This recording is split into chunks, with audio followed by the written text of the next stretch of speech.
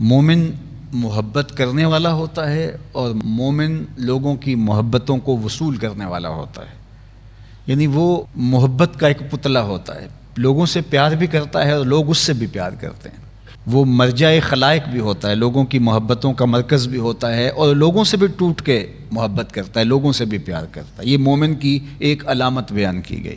کچھ لوگ ہوتے ہیں کہ نہ ان سے کوئی پیار کر رہا ہوتا ہے اور نہ ان کو کسی سے پیار ہوتا ہے، خود غرض زندگی گزار رہے ہوتے ہیں اور ان کے ساتھ بھی کسی کا تعلق نہیں ہو پاتا.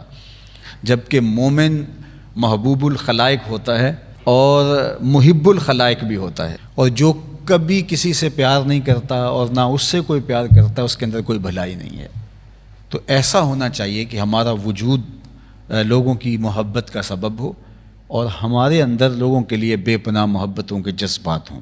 اور پھر فرمایا وَخَيْرُ النَّاسِ أَنْفَعُهُمْ لِلنَّاسِ، اور لوگوں میں سے بہتر وہ ہے جو لوگوں کے لیے زیادہ نفع بخش ہے. اللہ کی مخلوق کے لیے نافع ہو جانا، ہمارا وجود لوگوں کے لیے نفع کا سبب و ذریعہ ہو جائے.